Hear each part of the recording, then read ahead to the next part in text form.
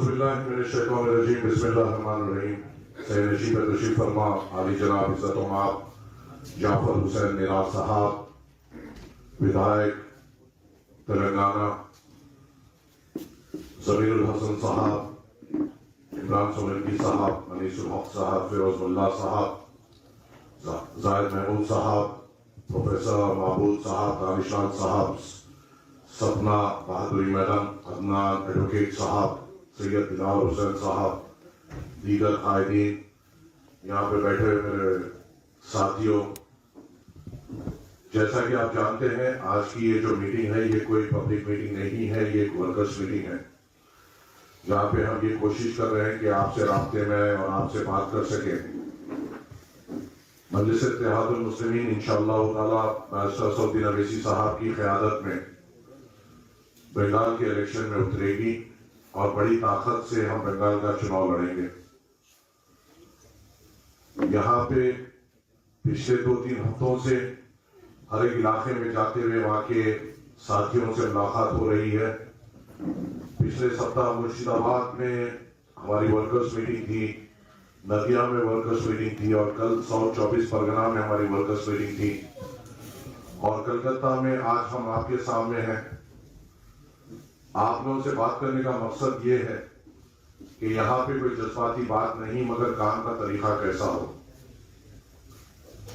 हाँ, हमें यहाँ पे आपके साथ चलते हुए उन इलाकों को निशानदेही करना है जहां पे हम मजबूती से इलेक्शन लड़ सकें और इलेक्शन में उतर सकें। मगर जब मजलिस इत्तेहादुल मुस्लिमीन इलेक्शन में उतरने की बात करती है तो सबसे पहले जो अवाम के सामने रूमर्स फैलाए जाते हैं या इल्जाम लगाए जाते हैं वो ये कहते हैं कि इनके आने से वोट की तकसीम होगी या बीजेपी को फायदा होगा। इसका मुकाबला आपको और हमें करना है। जब ये ऐसी बात होती है तो हमें भी इनसे ये सवाल करना जरूरी है कि बताओ किस तरीके से फायदा होगा, क्योंकि हमने अभी तक बिहार में इलेक्शन लड़ा, झारखंड में इलेक्शन लड़ा, यूपी में इलेक्शन लड़ा, महाराष्ट्र में इलेक्शन लड़ा, हर तरफ हमने इलेक्शन लड़ा। बिहार में हमने 5 सीटों पे हमारे विधायकों को कामयाब किया। अख्तर ईमान साहब ने बीजेपी के उम्मीदवार को हराया, रुकनुद्दीन साहब ने बैसी से बीजेपी के उम्मीदवार को हराया, बहादुरगंज से हमारा विधायक बना तो हमने हराया बीजेपी को। किशनगंज में जब खमरुल हुदा साहब विधायक बने हम हराए बीजेपी को। तो जो 5 सीटों में से 4 सीटों पे हमने तो बीजेपी को हराया और आप हमें कहते हैं कि हमको इससे फायदा होगा। अरे हम वो हैं जो इनका जोड़कर मुकाबला कर सकते हैं जो ताकत इनमें नहीं है। मगर हमें आवाम के सामने बात ये रखना है कि इस चीज की गारंटी क्या है जो आज तृणमूल हो या कांग्रेस हो या लेफ्ट फ्रंट हो जो आके आज सेकुलरिज्म का दावा करते हैं, इसकी क्या गारंटी है कि कल अगर इनको मुसलमानों का, बहुजन समाज का, आदिवासियों का, आदिवासी भाइयों का, दलित भाइयों का, ओबीसी भाइयों का वोट मिल जाए तो इसकी क्या गारंटी है कि इनके विधायक बीजेपी में नहीं मिल जाएंगे। मजलिस तो हमेशा बीजेपी का मुकाबला करती थी, करती है और इंशाअल्लाह ताला जब तक मजलिस के हर एक वर्कर की जान में जान है बीजेपी से मुकाबला करते रहेंगे।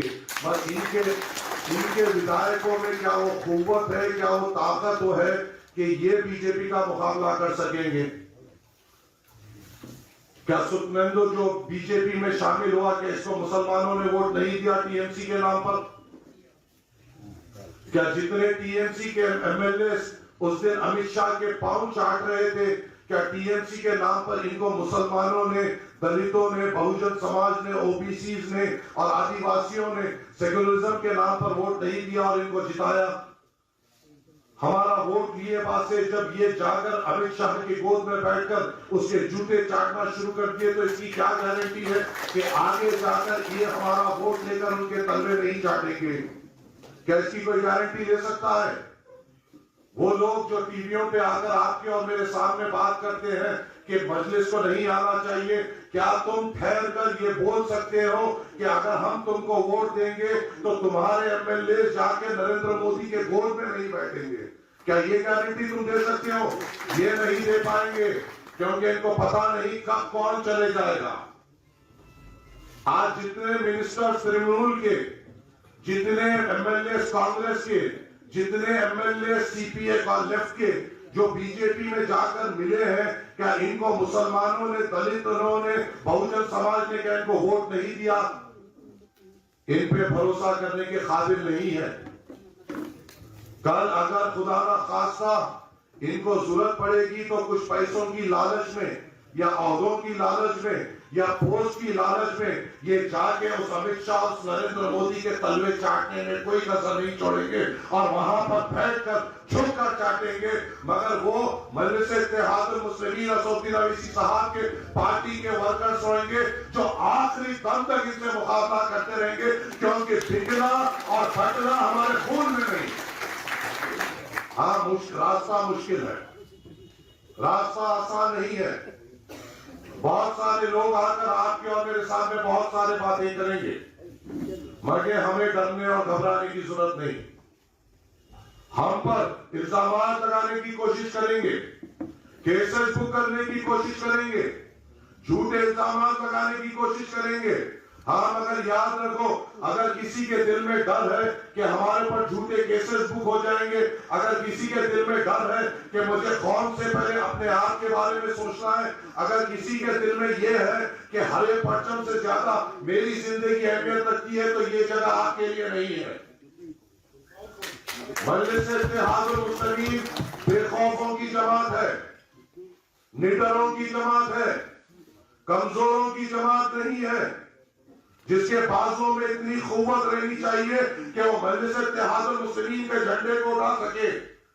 उसके दिल में इतनी जज्बा होना चाहिए, ईमानी जज्बा होना चाहिए कि वो अपने से पहले अपने भाई के बारे में सोच सके, तभी जाके हम कामयाब हो पाएंगे।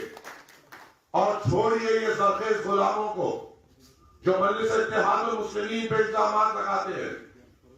हिंदुस्तान की आजादी के बाद क्या हमने कभी बीजेपी या कोई कम्युनल पार्टी को हमने कभी वोट दिया?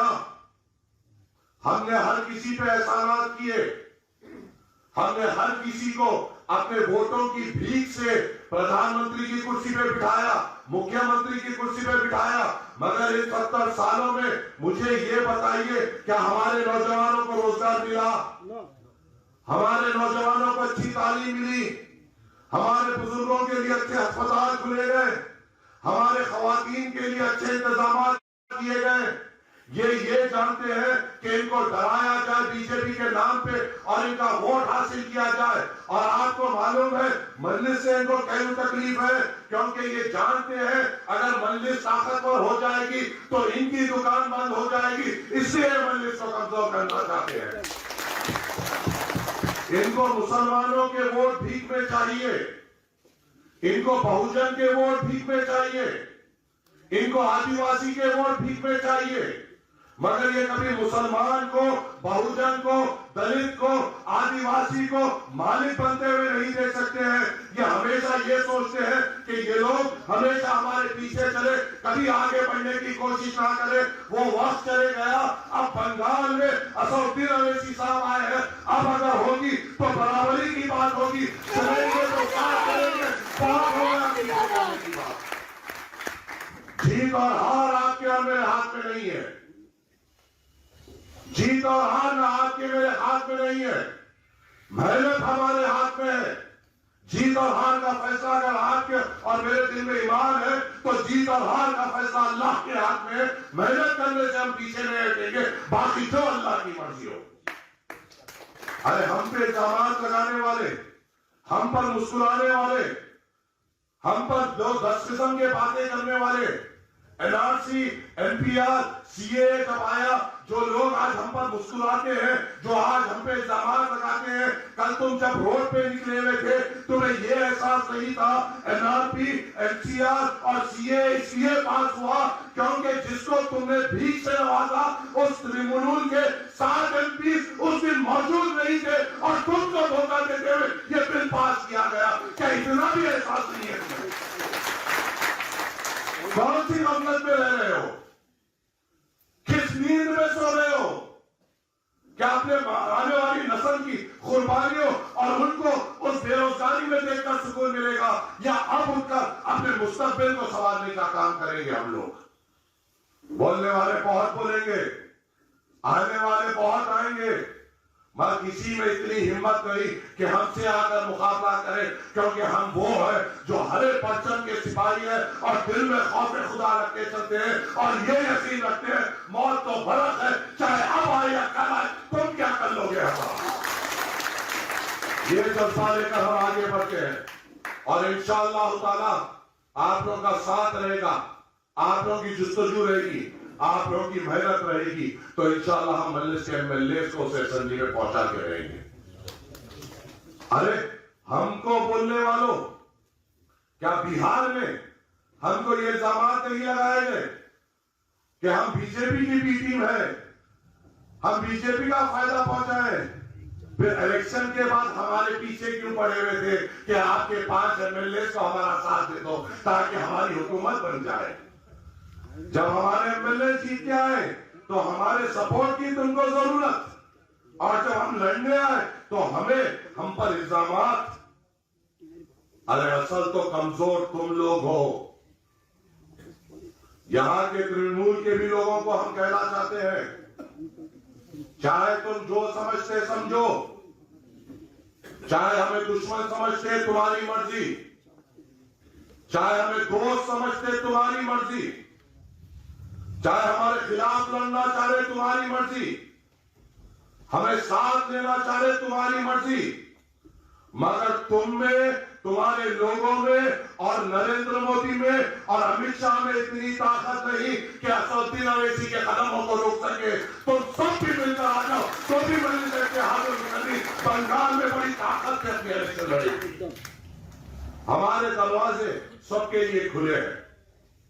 हम चाहते हैं कि सब मिलकर इस बीजेपी के हुकूमत को रोके, मगर इनको हमारे वोटों की भीख की तो जरूरत है, मगर हमें उठता हुआ नहीं देख सकते। हमारे वोटों की भीख की तो जरूरत है, मगर तुमको लीडर बनते हुए नहीं देख सकते। हमारे वोटों की भीख की तो जरूरत है, मगर तुमको नौकरी नहीं दे सकते। हमारे वोटों की भीख की तो जरूरत है, मगर हमें अच्छे एजुकेशनल इंस्टीट्यूट या अच्छे अस्पताल नहीं दे सकते।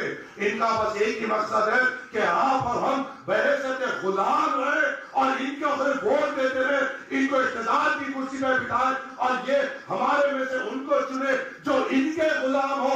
ये बोले तो उठे, ये बोले तो बैठे।